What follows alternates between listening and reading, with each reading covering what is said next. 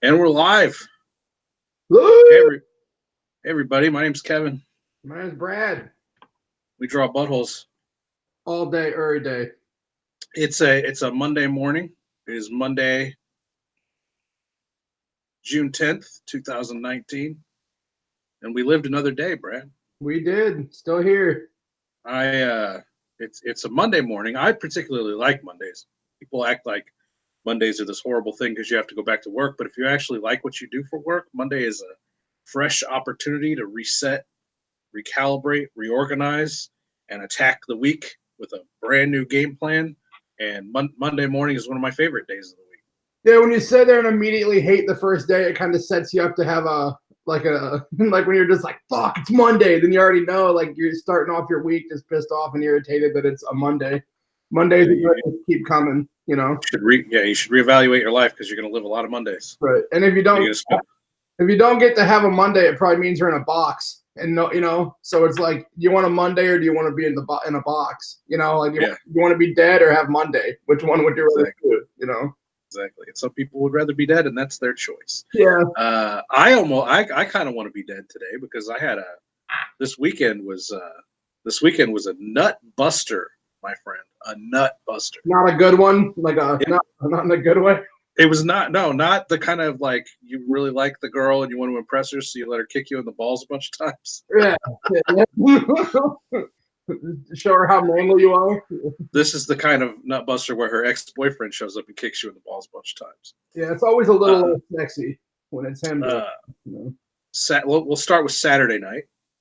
One of my favorite UFC fighters is Donald Cowboy Cerrone.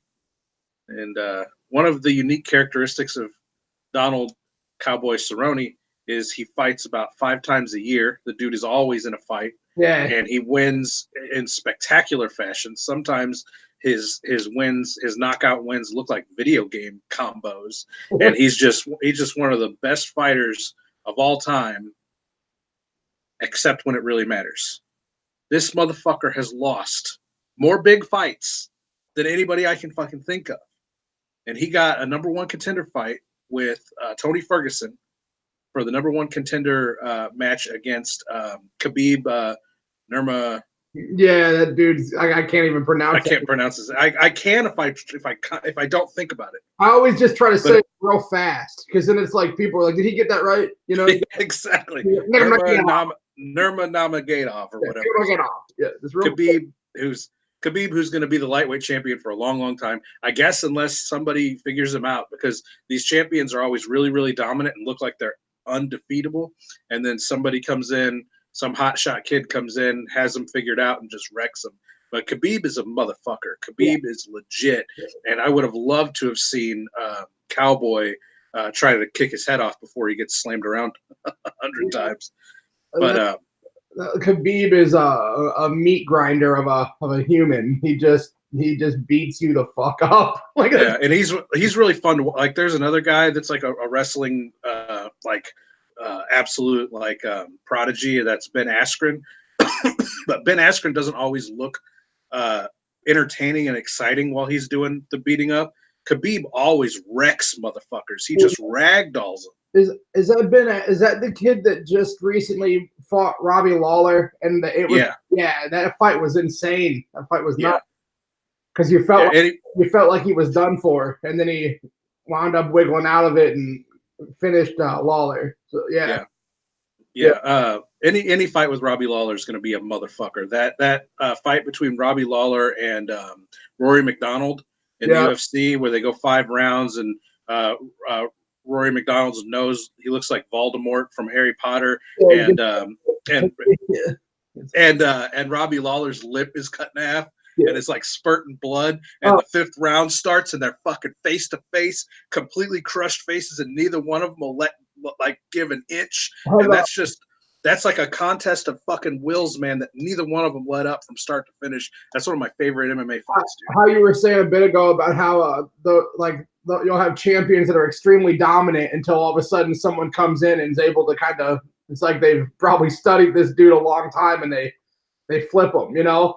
But then have you ever noticed that a lot of times that champion, it's like they're never the same. Like, they get exactly one time, and then it's like now their brain is like, well, I could lose. You know what I mean? Right. Yeah, it steals a bit of their soul.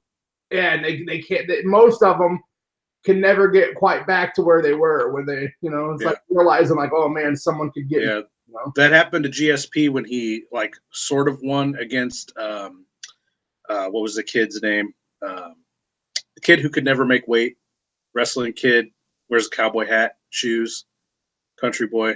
Can't think of his name off the top of my head, but that kid won the fight, and they gave it to GSP. They gave him like a split decision, and GSP has never. I mean, I think he retired off of that, and when he came back, he just doesn't have the same. He doesn't have the same gusto that he did before he went 5 rounds with that kid. GSP, when I think about him, he was like, he got to a point where he was really fun to watch when he was young, and then he got to where I feel like he was really safe.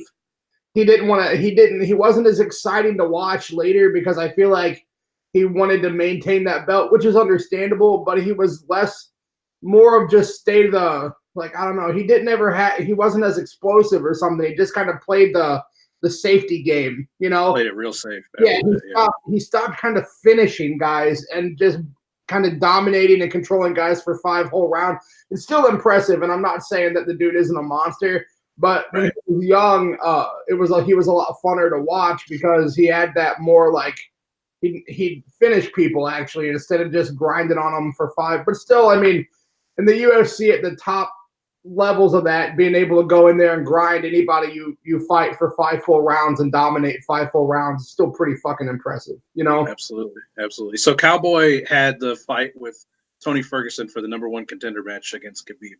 Now let me ask you something, Brad. You've been around combat sports your whole life. Let me ask you a simple question. You may or may not know the answer to it, but it's common knowledge in the MMA world, and you may or may not know it. Let me ask you a question. If you're in an MMA fight and suddenly you find yourself with a broken nose, what is the #1 thing you do not do? I don't know. You don't blow your nose. Oh yeah, you don't. It will like make it start bleeding worse. It'll blow your face up. That's what happens. So we get a real good first round, Tony and Donald. It's real competitive. They're both like kickboxer styles, with Tony being a little bit faster and a little bit weirder. Donald is bad to the bone too, though. He is like that dude's mean. Yeah. So there's a real competitive first round, and then the second round, Tony really turns it up and takes the pace up and turns it into a sprint. And Donald is just barely hanging on, gets his nose broke about halfway through the second round, and fucking between rounds, dude, he blows his fucking nose, and his eyeball swells up and swells shut. And he's like yanking on it, trying to peel it open. And the ref's over there going, quit it. And he's going, no, dog, I can fight, look. And he fucking brings the doctor in. The doctor goes, what the fuck did you do that for? Calls the fight off because Cerrone's blind on one side. And so that's it. Donald blew another big fight. I always like Donald too, and he's kind of become like a gate holder. Like he's definitely he does. Yeah, he hasn't ever seemed to be able to crack that. He is definitely like an elite guy, but he's never been able to take that other step. But he's like a guy that you have to get through to get to the top. And he shouldn't be that, man. He should be the top guy. He's had so many opportunities. He reminds me of Michael Bisping. You remember when Michael Bisping was at his peak? He could beat anybody, but he couldn't win those fucking fights. He finally did. He finally somehow, I don't even remember the lineage, but somehow Dan Henderson had the belt, the middleweight belt. I don't even remember how Dan Henderson won it. I don't even know if he did win. It might have been an interim belt. And Michael Bisping beat him. And so Michael Bisping finally got his championship belt right at the end of his career. He retired not long after that. Henderson, the fight I saw, those two, Hendo wrecked Bisping. Yeah. You're talking about the one with the diving punch. Yeah, where you're just like, he got that. Yeah, like he killed him. Yeah, like Bisping is legit dead in that shot. That highlight shot was that was probably 10 years earlier. They had a rematch, and Michael Bisping got that win back. That Hendo bomb is what they call that, where he drops. Yeah, the H bomb. Yeah. Hendo versus Shogun Hua. is also one of the best fights of all time. They did a 5-rounder back and forth and beat the fuck out of each other. That was one of my favorites. So the Tendo Shogun and then Rory MacDonald and Robbie Lawler. Those are 2 of my top 5 MMA fights. Tendo is one of my favorite fighters of all time. That dude is a great monster. He's one of those fight anybody, any weight, anytime guys. He didn't. I think his last fight, he was like close to 50 years old and beat that I can't think of the dude's name, but he was like a young, hungry lion, and Hendo went out there and punched his fucking face off. No, I think do you remember when he beat Fedor and everybody cried? Yeah, I always Strikeforce. Fedor, to me, like, I always feel like he was an overrated guy sometimes. Fedor, like, well, he beat a lot of people, but he didn't. I always feel like he didn't fight the like cream of the crop all the time either. You know? Yeah, there was a weird era of MMA. It was before the UFC really blew up and took off and really started capturing the most elite fighters in the weight classes. And Fedor was over in Pride, and he was beating sort of the UFC holdovers from a few years, maybe 2 to 3 years past their prime. Still legitimate contenders, but definitely not brand new hungry kids. And Fedor kind of missed a lot of that really high level competition in the UFC. And when they finally got him over in Strikeforce, and then they got him into what is it, Bellator now? Bellator. He's never really fought the same way. Yeah, that dude's got. I wonder how old Fedor is now. He's up there. He's over. Got to be over 40, right? Yeah, I feel like he's got to be, because I mean I've been hearing his name forever, and I'm like almost 40. You know, right? Dude's got to be, a good. I don't know. I feel like he could be in his 50s for sure. Yeah, maybe. Anyway, that's the first nut punch, the nut kick, nut stomp, and the second one was the fucking St. Louis Blues, man. Yeah, you want to talk about someone getting right to where they need to be and then underperforming? That's what we saw last night. 5-1, is that what it ended up as? Yeah, I've watched the Blues for a really long time, and I can just tell, like, usually by the time the first period's over, I can be like, we're playing good, we might win, or we're playing like. The Blues have like a Dr. Jekyll, Mr. Hyde thing going on, where like when they play as good as they can play, they're awesome. But then sometimes this other team shows up, and the other team is like, it's like they're running into each other, and it's like they forget how to play hockey. And they've been like that. They've kind of been like that though. I've been a fan I've been watching hockey hardcore since like the early '90s, and this is the best. As far as what I've seen in the Blues, I feel like this is the best team that I've ever seen the Blues have. Overall team, there was a year or so in the '90s where we had like Brett Hall and Wayne Gretzky and shit all on the same team, but we didn't get that for very long, and the team wasn't really. They just had great players. This is a good team, but so inconsistent still. I think anyway. I don't know what causes it, or I mean, I'm sure some of it's just like crazy amounts of pressure at the highest levels of what you can do, But yeah, there's some, like, the first goal was a 3-on-5, so you give that goal up and that's fine. Then you work real hard and you get it back. There's no shame in a 3-on-5 goal. No, that second goal they gave up was completely uncalled for. Completely uncalled for. It started with a pass back into the fucking Blues own zone, and I was like, "Why are we passing backwards?" And it just degenerated into a fucking stupid goal from from the blue line. Yeah, it was. Yeah, the thing about the Blues, whenever they're playing good, they're really cautious about their puck movement. But whenever we play bad, and we do it a lot, we throw just like it's like we blind pass, and we're terrible about throwing them like into the center of our like setting the other team up for like one-timers and stuff is how you feel. Yeah. Like. And that's something like that's what I'm saying when the other team shows up, when you got the good Blues and the bad Blues, and when the bad Blues show up, you're just like, you might as well turn it off. You feel like, because the good Blues, when they get down, they fight and they come back. When the bad Blues get down, they like scramble and get weird and give up more and more. And get even worse. And you got a team that can dominate, and then you got a team that can lose 7-1 and 5-1. Right. And I love hockey, and the Blues are my team, but honestly, like I was talking to my brother-in-law, and before the playoffs started, and I said to my brother-in-law that if the Blues didn't get there, that Boston would be a team I didn't mind winning. Now that doesn't mean I want them to win against the Blues, but right. Boston's a team I don't ever hate. I don't really hate a lot of hockey teams because I can watch a hockey game of any team. But the Bruins are fucking good, They're really good, and we're not gonna luck out and beat this team, Right. We gotta show up and actually beat them, and if we don't, they're gonna do what they did to us last night, which is capitalize on mistakes and leave our butts laying on the ice, So suddenly we go from the Bruins elimination game to a Game 7 on Wednesday that very likely could see the Blues lose 2 games in a row and completely blow this opportunity. To capture their first ever Stanley Cup. The good thing about it, though, is that this whole year we've been better away.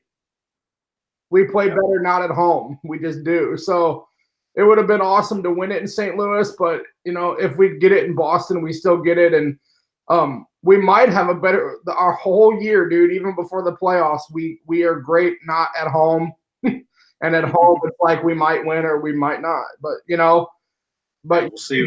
So maybe we'll get it done, We'll see what happens. We do have some good news, though. We are going to get out of the bummer zone right here. That was the weekend of sports. That none of it went my way.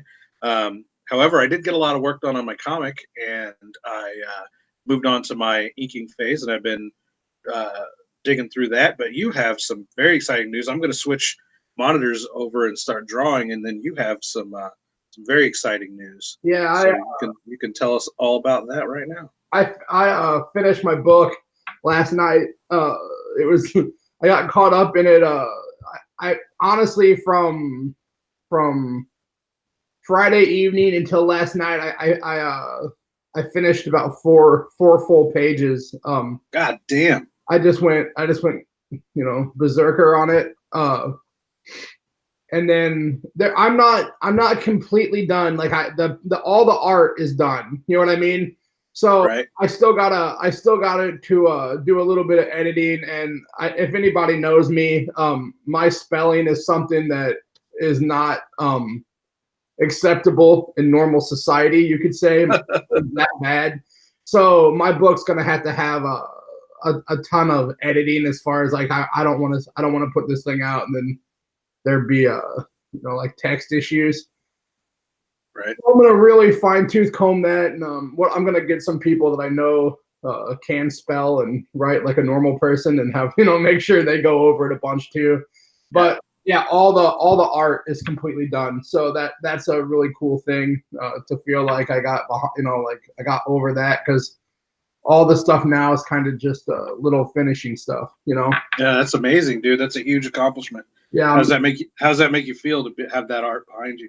Yeah, it feels killer, dude. But then now I because I do have a couple small things to do still. I have a cover laid out. I was actually going to work on it today, and I woke up late and I didn't get my webcam set up and stuff the right way, so I wound up just coming on here rogue today. But I have a cover starting to get put together pretty well as far as like roughed out with pencils.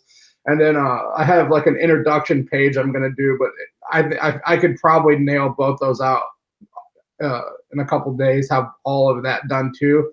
And then, but all I can think about now is moving on to it's like I just want to get done with it and then move on to my next thing, So But it feels awesome to get done. But then it's like I've worked on this book for 2 months, which is right. Just a pretty long time. I feel like, I don't know, when I feel like it's a long time, but then when I talk to other people that make books, they say, a lot of people have spent that much time, especially on their first one, Yeah. So I'm on month number 7 right now. Just overall of making books. Well, it's 3 issues, but it's the same book. It's the same characters I'm drawing over. Yeah, but how long did you work on that first issue? Yeah, the first issue took me like 4 months, and then it's been like 2 months for these the second 2 issues. So it's gone a lot faster. Yeah, I feel like my next one will be at least a little faster. I don't feel like it. I'm not saying I might bust it out. It might still take me a month and a half or so. And I also work really fast, and I'm not very good. So don't take anything I say as like how people should work. I mean, honestly, I should. If I can put an issue out, every month and a half or so, I'm content with that speed. You know what I mean? Oh yeah, a month and a half is great. Yeah, and even if sometimes it takes me a little more, I'm not gonna. For me, what it was because I think we talked about this on an episode last week, but because of the process I went into this with, which was virtually no process, there was a point of this book where it started to feel really like, okay, man, I don't know how much, because I just started waking up and freestyling pages out of this script that I wrote. And then I got it got hard because like I couldn't tell you how many more pages it was going to take me. You know what I mean? Right. Did I have 10 more or like 30 more? I didn't know. Right. It started to get weird where I was like, I couldn't see an end, Yeah. You don't want that. You don't like that.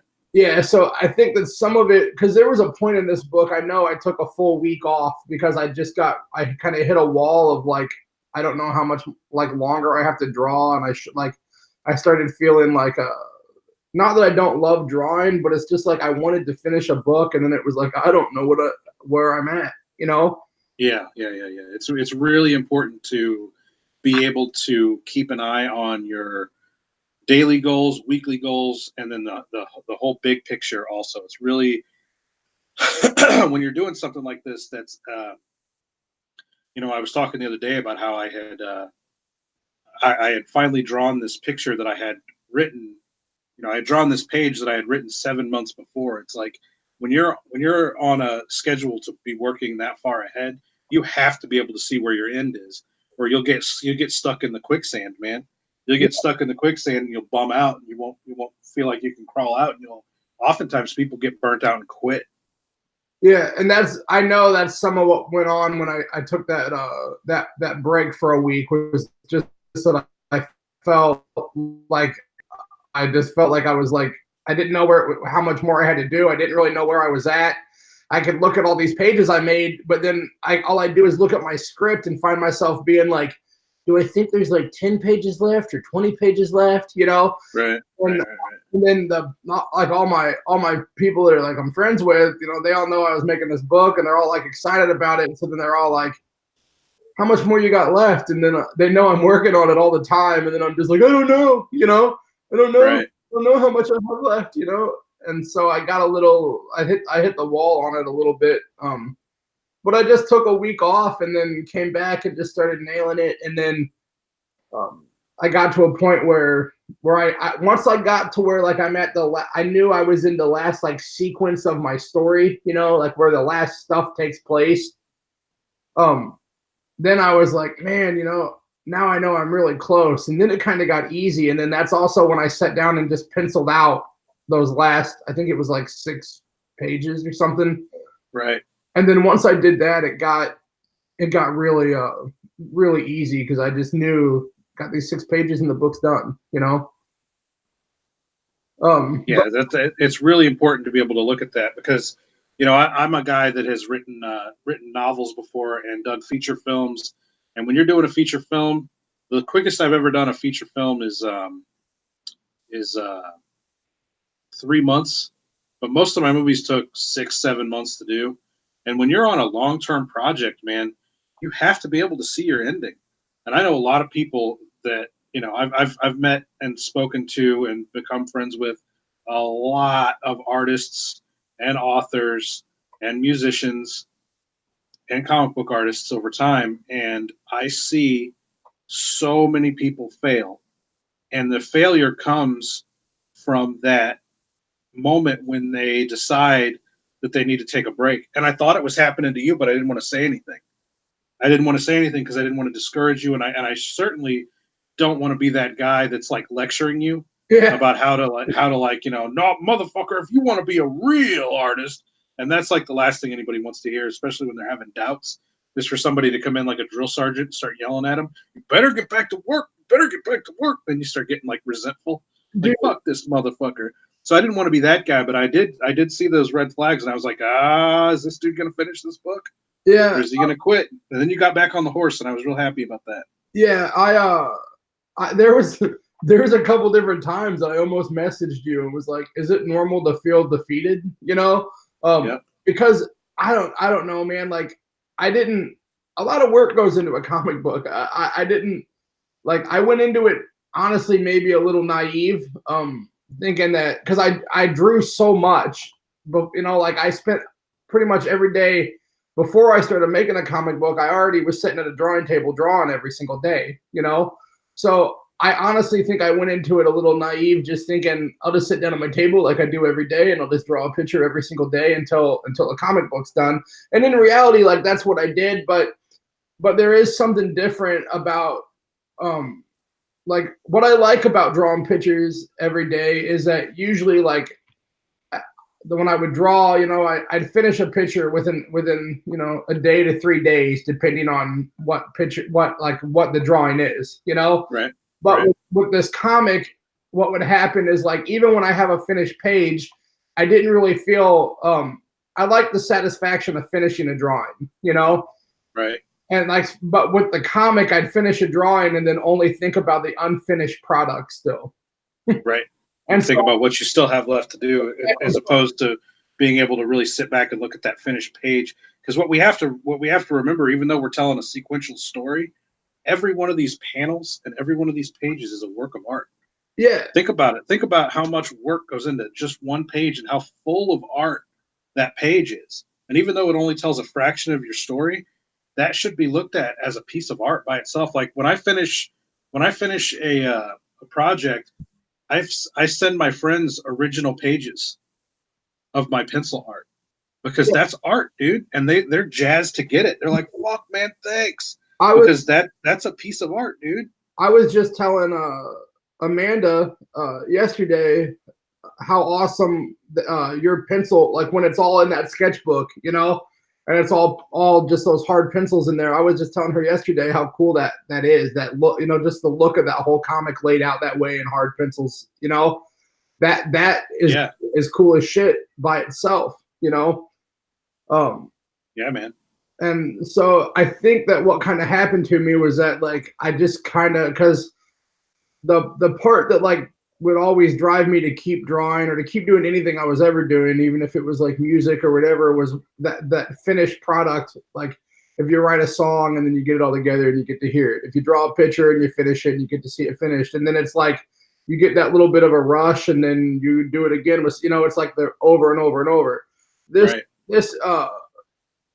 is, and sometimes, dude, I've been in bands where, you know, when you're writing music, you know, you can work on getting ready to play shows and stuff for months before you go play shows. But there's this comic was the first thing I ever did that was like just me, and it was going to take me this long to see a finished product, you know? Right. And so it was kind of like it wound up being a little bit of like a mental challenge to push myself over the hurdle.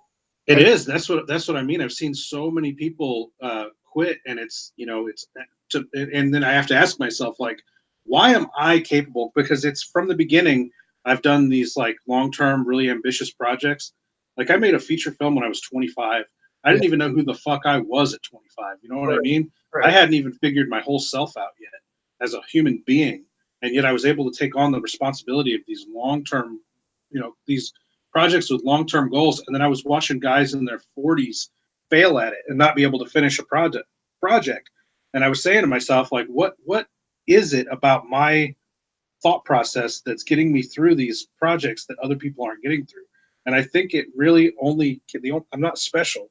The only thing that was different between me and these other people, and the same thing holds true with comic books or with writers who sit down to write a novel, and then, you know, 10 years go by and they're still working on the same novel.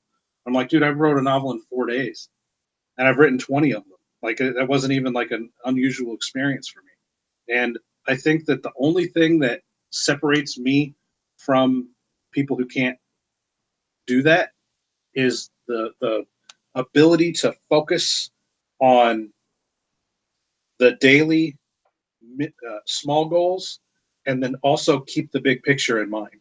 And with what you're talking about, what you went through with this comic book was the inability to see the end. When you're running, because I used to run a lot. I know I'm a fat fuck now, but I used to run a lot when I was younger, 2 miles, 3 miles, 5 miles a day. And I think, and I did that when I was a teenager. So I think I took the attitude that I developed as a runner. I think that's the mentality I brought to my art. Because when you're in your third mile and you still have 2 more miles to go, and your lungs are burning and your legs hurt and your head's pounding and you just want to quit, and you know that you have to start doing these mental tricks on yourself. Like I just need to breathe in 10 times real deep, and my heart will slow down, and I'll be able to focus more on getting around. I know that the quarter mile is that light post ahead. All I need to focus on is breathing 10 times really deep before I get to that light post. If I can do that and get to the light post, I'll be okay, and I can get to the next goal. And I would get there. And then once I was past the light post, I could pick my next destination and say, now if I just get there, I'm almost, and I would like do the math in my head. Like I've got 2 miles to go. So that quarter mile, that puts me, now I've got less than 2 miles to go. If I can get to 1.5 miles, then if I can get to a mile, if I can get to 3/4 of a mile, if I can get to half a mile, if I can get to a quarter mile, I'm almost done. And then and then whenever you would finish, I would think to myself, like, I wanted to quit 2 miles ago, but I made all these weird tricks in my mind and these little tiny goals, and they all add up. Yeah. And whenever I got into art, I sort of, and the idea of like this ambitious idea of doing a feature film with no experience, I broke it all down into the scenes. These are the scenes I need to shoot. So I have to start here. Once I have 10 scenes. I shot one last night. Now I only need 9 scenes to go. Oh, I only have 5 scenes left. That's halfway done. And it didn't matter, and I never looked at it like how, like, this is too big. Like, I can't climb the mountain. I always looked at it. I always broke the goals down into much smaller. I broke the whole process down into much smaller goals. And if you don't have those smaller goals in mind, it can be it can be mentally exhausting. Yeah, I'm actually really glad that I went and penciled the last part of the whole book out, because it showed me that that's the way I need to work. You know what I mean? And did it make you feel a bit like you had that goal? Did it make you feel better? Like no matter how hard each page is, you only have a couple more to go. The second that I could look at those penciled pages and see them, right in front of my eyes, and see the whole end of the book laid out, I was all like the feelings that I was having about like I'm like this of like lost within it went away. Like as soon as I could look at those 6 pages where I could see it, I was happy with how they looked, and then I was immediately just like, all right, man, and it was kind of more just like a dig in and knock it out. And so that's some of why I decided to do it, was to see. I had already worked the one way, and so then I wanted to, because honestly, dude, when I watched all these DIY comic book things, DIY videos, read a whole bunch, talked to you, talked to anybody that I kind of could about that had made any sort of little book or anything, and everyone was like, it's all about planning, lots of planning. But I'm usually notorious for like not listening and then just doing whatever. Sure, yeah. Doing whatever I'm gonna do, and then whenever everything's on fire, then being like, well, maybe I should try something else. Yeah, the first step of success is to fail as spectacularly and wildly as humanly possible. And you should really make a sport out of it. You should really see how bad you could fuck something up. Like, okay, this is obviously the manual for how to do this. I'm going to do the complete opposite just to see what happens. And then when your head's on fire and everything, you can be like, yeah, that's definitely what I shouldn't do. And then the trick is just don't do that again. Yeah, but fail in a different way. Fail in a different way the next time. I'm definitely glad that I finished it, because it kind of just made me realize like I can do it. You know what I mean?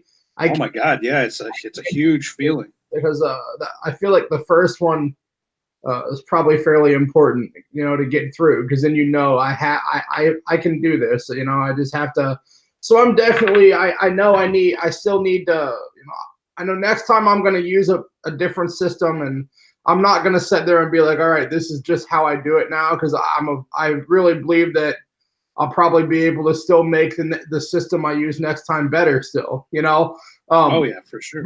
But I definitely know that I'm not going to go into the next one just thinking that I'm like Tupac and going to freestyle this whole thing and it come out. I mean, the thing is, like, it didn't affect the art of the book. Like the pages that I made that I freestyled, and when I look at them, I'm as happy with them as I am the pages that I laid out. But what it is, it's just to help that mental. So it helps you mentally, really. So I don't feel like the art was better or worse that way, but it just makes it easier to to stay on course with what you're doing, For sure. So what's next? You said you're sending the book to the editors. I do the same thing. I have my fiction editor. He goes through all my, like, once I get my everything laid out and all my dialogue and everything in, basically when the book is finished, once I have my book finished, before I call it good and send it to the printer, I send it to my fiction editor, and he goes through to make sure that that nothing is misspelled, and there always are. For this kind of project, it's a lot less. I'm usually pretty careful about like making sure my dialogue stuff looks good, because it's real easy. Yeah. Compared to fiction, editing a comic book dialogue, it takes him about 30 minutes. It used to take him about 3 months to edit one of my novels. It takes him about 30 minutes to edit my comic book, which is cool, because I still get to give him work, and but it's not hard on him like it used to be. He used to be like, I don't know how many more of these I can do, bro. I'd be like, come on, man, just edit this one more, and then we'll go from there. And then 6 months later, I'd be like, so I have another book done. And then now we send 10 at a time. It's good on them. Yeah. So that's what you're doing. You're sending it off to your editors. You're going to get it all. You're going to get you can get Life with Riggs all spiffed up, and then we're going to launch a IndieGoGo for it, and we're going to see if we can raise some money. What do you think your goal is going to be on that? I don't know. I have never done anything like this, and I never really, like, honestly, up until a couple, 2 weeks ago, I was kind of in the same boat you were, where you were like, I wonder if this guy's gonna finish this thing, but I felt so having it done's insane, and then now it's like I have to switch over to this other thing where it's like, okay, it's done now. What do I do with it? So I don't really know, dude. I don't know what I should, like what I should do as far as like what you're talking about. Like, what should my goal be with it? The whole book's finished, so it's like, I don't know, dude. I don't want to like undershoot myself. I don't want to overshoot myself. I don't really know what I should do with it, Well, one of the things that we have going for us, and a lot of people would say is why our books are crappy looking, is because we do 100% of this ourselves. Yeah. So you don't have like a lot, like one of the reasons that people like. So here's the question: why do you want to crowdfund it at all? What are you trying? What are you doing with those funds that you're raising? Are you paying your artist? No, you're the artist. Are you paying your writer? No, you're the writer. Are you paying your colorist? No, you're the colorist, et cetera, et cetera, et cetera. So the idea of crowdfunding, the only reason to crowdfund the comic, the only reason. So why did I crowdfund this comic? The reason that I chose to crowdfund my comics is because I think that the crowdfunding medium, like the way it works, setting a goal and then creating stretch goals and use it, and it's like a fucking like a Jerry what's his name like a telethon for the kids. Jerry Lewis. Yeah, it's like a Jerry Lewis telethon, man, and we're just trying to raise a little bit more money and a little bit more money and a little bit more money. And to me, as a fan of comics and art and movies and whatever, and also as the creator, I get off on this stuff, man, like the stretch goals and making cool little things, cool little collectible trinkets for the fans. To be able to, let me draw this vagina real quick, to be able to do that kind of stuff, and sort of like, let me draw this butthole, to be able to like drop these reveals and surprises. Here's the next stretch goal, and it's something awesome. And to me, that is just such a fun way to be a fan, and it's also fun as a creator. There's nothing cooler to me than working on merchandise and working on reveals and showing people the cover for the first time and announcing the next project and all these cool little things you can do as an artist, man. It's just it really fuels me, and I think the crowdfunding platform is perfect for that kind of stuff. Yeah. So that's why I crowdfunded this book. But most people crowdfund because they need to raise the money to pay the people involved. So the question is why do you want to crowdfund your book at all? Well, I mean, one thing, I mean, I do plan on making more books. You know what I mean? And so it could be a way to kind of start, you know, having a little bit of funds to do another one. You know, and then the other thing is, like, I do like the idea of just making the stretch goals and making merch and making different things like that. And I also think that IndieGoGo is such a cool. I mean, I get on there and just look for books that I'd like. It's like a way that people can find your book that might not ever be able to find it, and to reach people that might enjoy it. Because I get on IndieGoGo and look around, I'm just like, man, there's so many awesome books on here that it would be really hard for me to find if I wasn't getting on here. You know what I mean? Absolutely. And so right now, I think IndieGoGo and Kickstarter are the place for indie comics. Yeah, because you can't go into a local comic book shop and get indie comics. You just can't. It's just not. It's that world has passed us by. We don't live in that world anymore. Comic book shops are struggling. They're trying to get by. They're selling Yu-Gi-Oh cards and Magic cards and trying to get kids to come in there and play cards and shit. That's how those places are staying in business. They are not staying in business by you and me walking in there talking about, hey, bro, you want to sell our butthole books? Yeah. No, that's what. But really, dude, like IndieGoGo, when I get on there, it's like getting to go to this like online awesome indie comic book store. You know. Absolutely. And so I think that it's just like if you're spending so much time, you know, and putting all the passion and all the work into making these books, like IndieGoGo is a place that, like, the people that love these kind of books and that love, you know, indie comics and stuff, like it's like being able to put them in a store where those kind of people go to look for those kind of books, you know. Absolutely. So are those nipples big enough? Yeah, I feel like that. I mean, they look like the tops of baby bottles, you know. That's what I'm going for. Yeah, they look wonderful. It's Freudian. I miss my bottle feeding or my breastfeeding stage. This is the first time that there's been a vagina drawn on the screen. You know, usually it's just all fucking wieners. That's what I was telling some of my friends. I was like, because there were moments in this comic where actually that vagina is kind of small. I think we need to beef up her badge a little bit. What do you think? Thing up a little, yeah. Give her a little size. Oh yeah, that's much better. Yeah, well, I mean, when you see the dongs on these dudes, these cuties, these cuties would have to be a certain, you know, size to be able to, you know.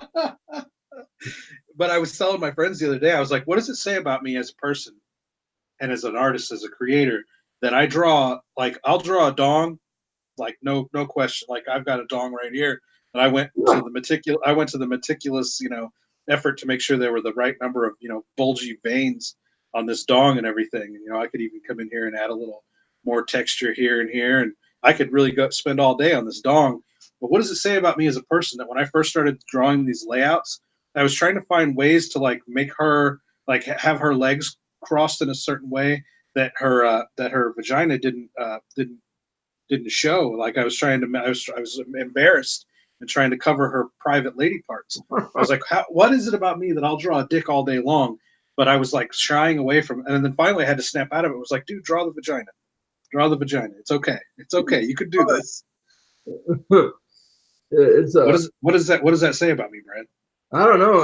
quick to dicks and embarrassed about vaginas. Well, that's what we were saying. My book only has dongs in it. You know, my book doesn't have a boob. Doesn't have. It has dongs, and then I think one open butthole, and that's my book. It's just weird dongs and one open butthole.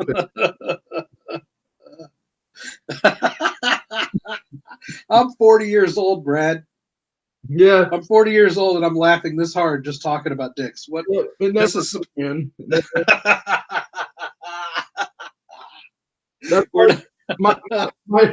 my son, who getting ready to be 8, and mine and his sense of humor is like virtually almost the same. You know? Yeah, if I ever have a son, dude, one of the first things I'm going to teach him when he's old enough to know it is I'm going to say, "Listen, I just want you to know this never ends. Yeah, the party never ends. Fight it. You don't even fight it. You know how hard you're laughing right now because I farted. Yeah, it never stops. Always gonna be that way. Yeah, it never stops. Every time you hear someone say wiener or penis wrong, you're always gonna laugh. You're always gonna. There's always like still right now. I remember when I was a kid, my stepdad was the first person I ever heard use the word tallywhacker. One of my favorite words on the whole planet is like tallywhacker. It's like there's no way I can say that or even hear it without smiling and laughing. You know, it's such a ridiculous word. You know what I mean? Oh man, fucking tallywhacker. But so yeah, dude, book's done. So hopefully, dude, I'll get it all edited and all my terrible spelling errors, some poor bastard will fix them, and then and then I'll go on to whatever I'm gonna do next, which I got like at least three things that I have to just figure out what I'm gonna do next. You know? Oh, I'm really looking forward to the anti-Muslim book. Yeah, well, see, the thing is that it wasn't written with the mentality of being anti-Muslim, you know. It was honestly, it was just written because I don't know. I always they're just. But then when I read it, I'm like, oh my god, dude, this is like it comes off as that a little bit, but I didn't mean for it to. I just thought it would be funny shit, like. You got to do that one next, dude. I'll fund it myself. accidental bigotry, you know, or whatever it is. Like it wasn't meant at all that way. Brad's big book of bigotry. It was, dude. I don't know why, but think about like first off, dude. I love pork. You know what I mean? I'm not Muslim, so my brain doesn't think about it like that, and it doesn't mean to be insensitive. It's just like, to me, pork is good. You know, I don't mean that to like offend anybody, but like I'm a bacon eating son of a bitch, and I can't help it. You know, I also have like no faith or no spirit. You know, like I don't believe in anything, So I didn't really think about it, and then once the whole thing was made and I started reading it, I was like, "Yep, this is racist," you know. This is fucking. Dude, I'm gonna fund that book myself. But then, like, man, we got funded in one day. Wait, we've only got one backer. It's Kevin. It's Kevin. Yeah. It's Kevin, and also the leader of the alt-right community is. Why is my book so popular in alt-right communities? Right. It's so good. It's such a staple as mine and then Brad's comic book is like the things that we'll market it as the Animal Farm of the alt-right. It sucks because I feel like the story's funny. It could be, you know, but I also feel like it would cause so much stupid crap that it wasn't meant to. You know, it might cause it. I mean, the one benefit that I have is nobody knows who I am or cares who I am. You know, I didn't mean for it to cause a stir. I only used the picture of the Prophet Muhammad on the cover. Right. You're not supposed to. I'm pretty sure you're not supposed to draw that guy. I didn't know. I mean, I didn't know.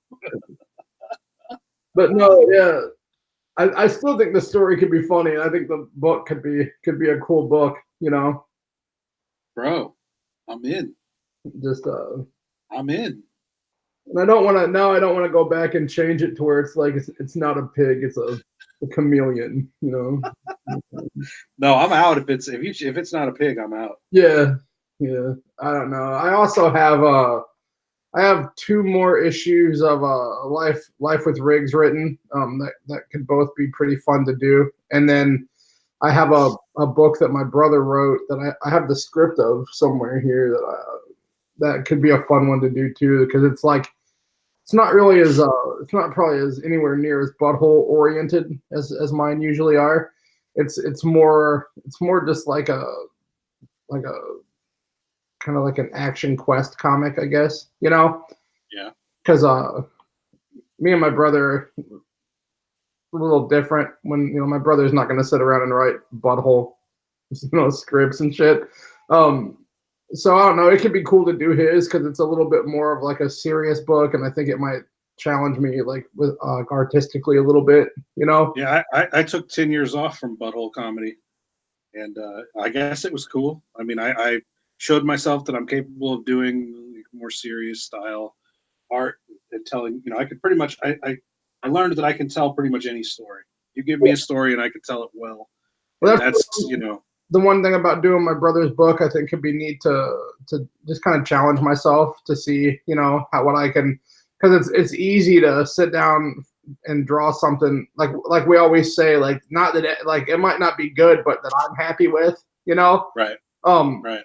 And so I don't know, the book, if I do with my brothers, will push me outside of the style that I usually draw in, which is just kind of like this wonky, weird cartoon, style. And so I don't know, my brother's book could be cool, but and I know I'm gonna do his book. I'm gonna do it for him. I just don't know exactly where I'm gonna go next.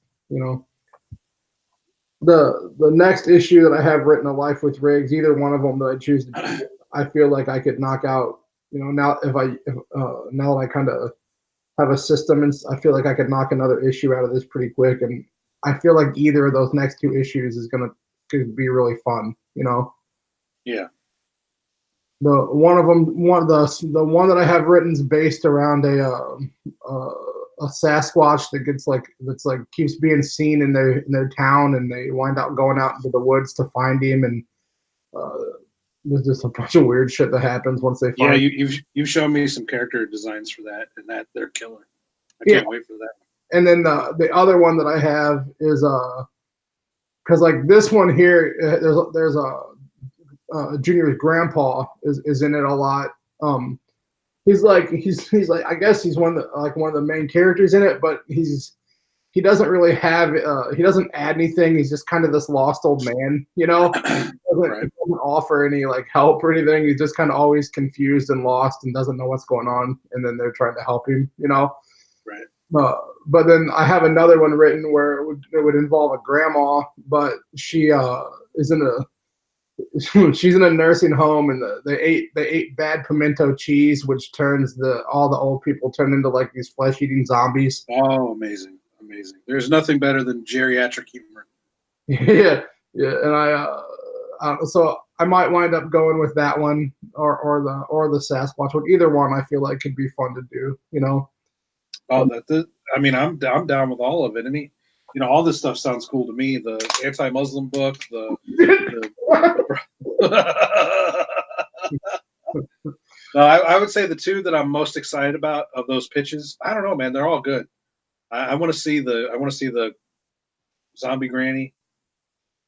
The Sasquatch is funny because you were showing me pictures of of a Cyclops.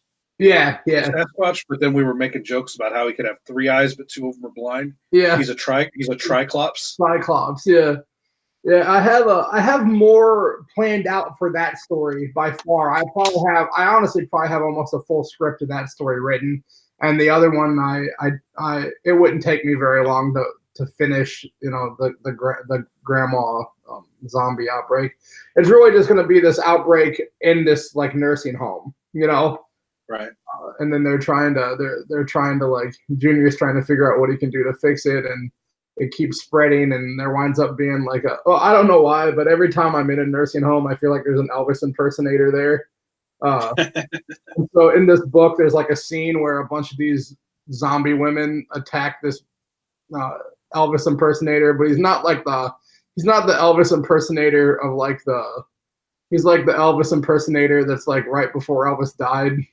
Right. He's like this big like fat, sweaty looking Elvis, and all these zombie grandmas attack him and start like eating him, but also like fucking the shit out of him.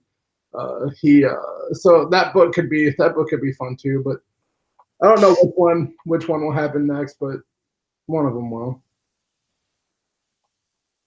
And then I guess at some point I do want to make I'm just gonna call it the pig book, but that's the safe way to do it. Then it's just a dog whistle to the alt-right instead of outright, Nazism. Nazism, yeah. I don't know. I was stoked about that book, and I feel like it could be cool, but I also feel like I don't want to get branded as a goddamn Nazi. I'm just a weird dude. You've already branded humor and pork. It's not my fault, I hate to tell you this, but just being associated with me, you're already a Nazi. Yeah. Well, you can't win them all, Kevin. So I started this inking process over the weekend, and I kind of wanted to talk about it a little bit,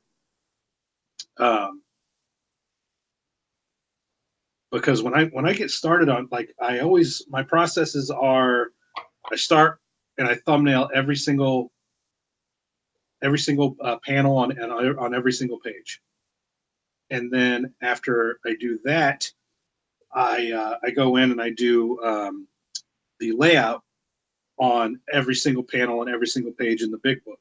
Then after that, I go in and pencil every single page.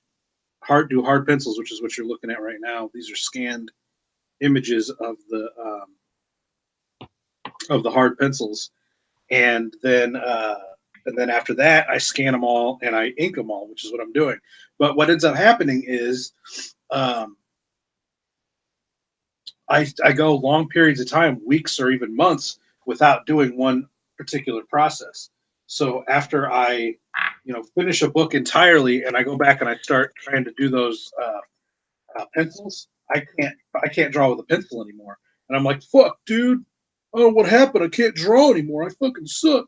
And then after a few pages, I sort of get back into the groove of it. And that's, that happens for every process. So over the weekend, I was like, all right, cool, time to start my inks. And I hadn't turned on my monitor. I use a Yayanova 21-inch drawing tablet monitor. And I hadn't turned it on in months because I've been in those penciling phases. And so I turned it on and I got going and I started working on my inks. And that first page I did, dude, it was like some dude's dick in my hand. It was like I woke up and there was another dude's dick in my hand that I could not figure out how to fucking use it, man. This digital pen was just like, I was like, what the fuck, man? I was like, I need to hire somebody else to do my pencils or my inks. I'm no good at this. And I really was like, I think I got one page done Friday and one page done Saturday. And then now I'm up to, this right here is page 8, but I've also jumped ahead 2. So this is actually my 10th page. Those first few pages, dude, I sucked so bad. I couldn't figure it out. And I was like, man, this sucks, man. I hate doing this.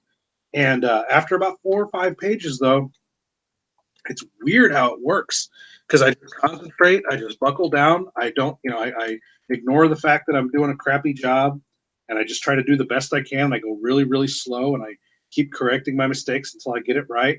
And then after about the 4th page or so, it's really weird. This digital pen in my hand, it just becomes magic, dude. And I start to be able to throw these lines really fast, and I start to take bold chances and make weird choices. And I start, I stop seeing these pencils as the end all be all of my art. Because remember, I'm married to these pencils for a month or more. So these pencils, it's like I don't want to change anything on them. This is what I've just spent all my hard work on. But after a few days of working on inks, I'm like, yeah, I can I can do better, and I can do better just by throwing this line real fast. And it's so bizarre how quickly I go from so precious and married to these pencils to being able to just throw these lines with abandon like I'm doing right now, and just sort of, it's so weird, man, because they're two completely different. Like drawing, like penciling and inking are two completely different skills. Yeah, they have. What's weird is they have very little in common with each other. The inking is its own really weird style of art that requires you to use motion and energy in a way that pencils don't necessarily need. Pencils, you can be slower and more deliberate and have more gravity and weight to the pencil and go real slow with your lines and still sort of have some nice energy with it. With these inks, man, if you sit here and go slow, oh yeah, it's bad. It's a mess. It just turns into these like weird. You see how it's just ugly. Everything's made out of mashed potatoes. Yeah, that's an ugly line. But see, if I just come in here and throw that line, yeah, dude, that's a titty. Yeah, and look at the line, like the contour in the line, where but you can't get that when you're moving real slow. You got to kind of have some. You got to throw it fast, man, and it's like you have to reteach it. Like when you stop doing it for a while, you have to reteach yourself how to throw a line. It's really weird. I had never drawn digitally until I don't know, maybe like a month before I started making that making my comic. I'd never touched a digital pen. I'd never used any like thing really to do that. And at first I hated it because I was just so stuck in the way I always did things. But then I just kept messing with it, and I love it now. It's like my favorite way to draw is this with because I draw on the iPad a lot too. And either way, I love my monitor and I love the iPad. Just whichever one I'm sitting in front of, I can have fun drawing on. But yeah, first, and I went back a while back and was looking at some of the first stuff I ever drew digitally, and you could tell that I was like all the line that you just showed that was all wiggly, and you get like everything was like that. And so what I did a while back was I took one of the first things I ever drew, and then I redrew it so I could just kind of see, how much like progression I've made with being able to do it, and it was really, really noticeable, like how much cleaner and everything looks, and that was kind of cool to do, to take something that I had drawn digitally and then redraw it, Yeah. Just to kind of see like how much more like confidence, because that's what it is. You can see like confidence in your lines whenever you can just throw them like that, Yeah, dude, for sure. And one of the things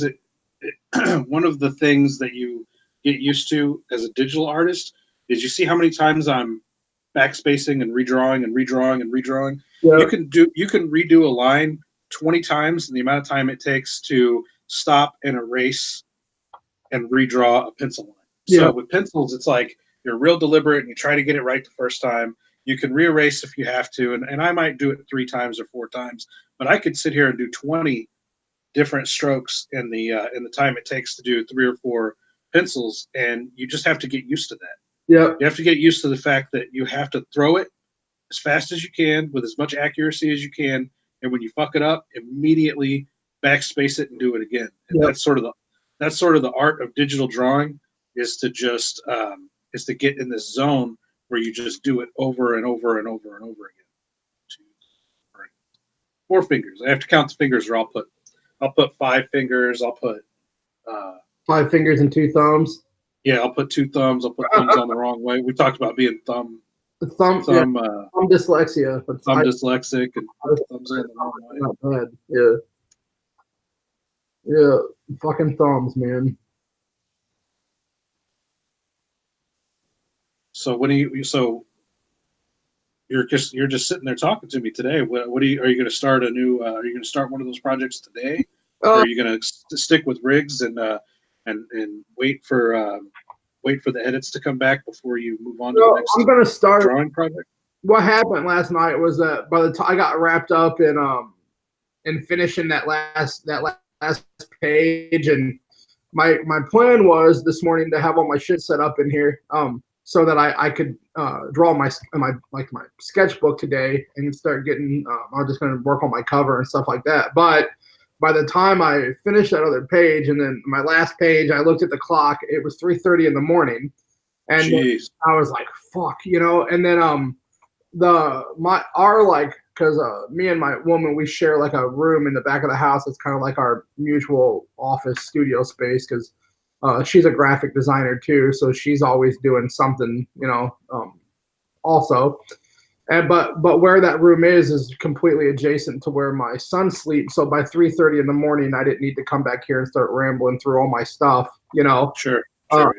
So I just figured that I was like, man, today I'll just pretty much hit him with my big dumb head today on the camera, and then I'll get all my stuff set up tomorrow to be able to draw, with my pencils. But it was so late. I just got completely. Once I got on that last page, I knew like this is the last one. I wasn't going to bed until it was done. I just couldn't, Right. So then I got it all finished, and I didn't even think about the time. I look at the clock, and I was like, oh my God, what I do to myself, But it was totally worth it in my opinion today, But no, I'll be like I said, I got a cover to do still, and I want to. I want to take I don't want to just rush. I want to try to draw, a cool cover, because and plus I have some time because it will take, a few days to get my edits and all that stuff, to make sure that's good. So I might as well spend that time hammering out a cool cover, Hell yeah. So you decided to do a totally new cover. You're not going to take one of the pages from inside. You're going to do totally new cover. No, I don't think so. What I'm going to do is I'm going to take a few. I think I have some of it planned out, but I'm going to take a few of the things the coolest scenes, at least to me, out of the book. But I'm going to recreate. I'm not going to use this. I'm going to redraw, a brand new kind of thing, but with some of the coolest imagery from the comic, but mixed into a new big thing going on, because there's a few real cool looking aliens and stuff like that. I want to figure out a way I can incorporate some of the coolest creatures and stuff, and then put them all on a cover doing something together. Yeah. So because I think we talked about the lump gore is the main, I guess you would call him, I don't know, he's not really a villain, but he's just the main bad guy of the book. He's this big four-armed monster that runs he's the leader of Gardonia 5. It's this planet that's inhabited by these drunken rainbow pissing garden gnomes. So there's the lump gore, but then there's also these other aliens that kind of have tentacle arms, and that their brains are in these jars on top of their head. Right. But I'd like to try to figure out a way I could incorporate kind of all of them. You don't ever see them in the book. I don't know, because by the time they're away from the tentacle alien, you don't ever see them all together in the book, because everything happens in these weird. The way that the story moves through, it's they wind up with these aliens, and that leads them to these other aliens, Right. But it'd be cool to draw a cover that somehow incorporates all of them together, Hell yeah. Sounds good. I can't wait to watch you work through that, work that out as we get through our week here. But yeah. I think we're done for the day. We're past our time. We're turning into pumpkins. Let me try to let me see if we got anything in the chat. Nothing. We didn't get rated today. That's good. Didn't get rated in the chat today. So now we'll just have to tell ourselves that we're fat. Yeah, exactly. Let me switch back here to human mode. I don't even know how to do that. Switching to human mode. How do I switch back to human mode? Okay. How about I just hit stop screen sharing? Yeah, hey, all right. There's a little thing at the bottom. All right. I didn't get kicked out of here today, man. You didn't get kicked. We did. That was actually a pretty solid episode. It's almost like we know what we're doing in this piece. Oh, I forgot my cool glasses. All right.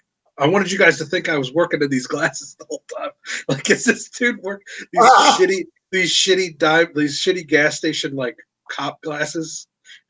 It's like, I mean, I don't like highway patrolman glasses. I'm gonna say this as gently as I can, but like whenever people look at me and you, they don't need things to add to make us look like more of an asshole.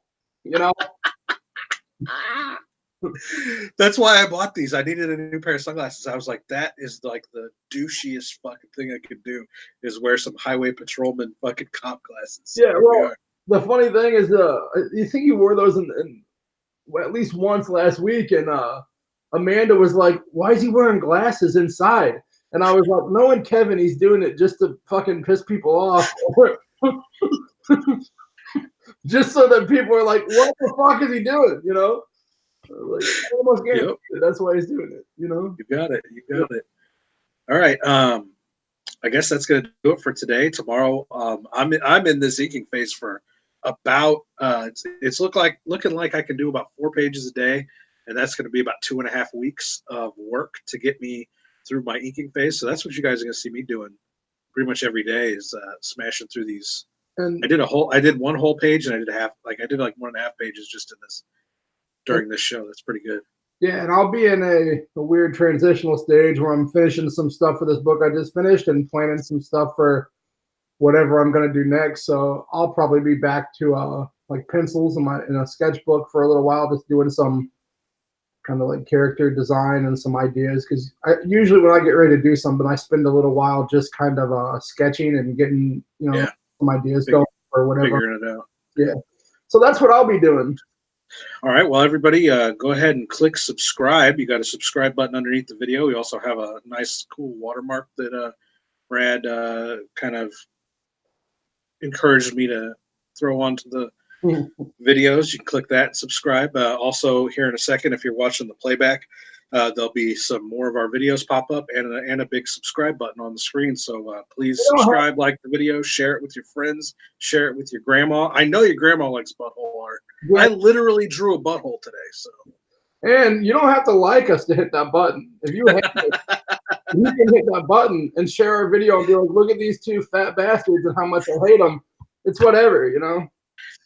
All right. So until tomorrow, gang, 10 a.m. sharp Central Time, Monday through Friday, the Strangeville Stinkhouse. I'm Kevin. I'm Brad. Stay strange and stinky.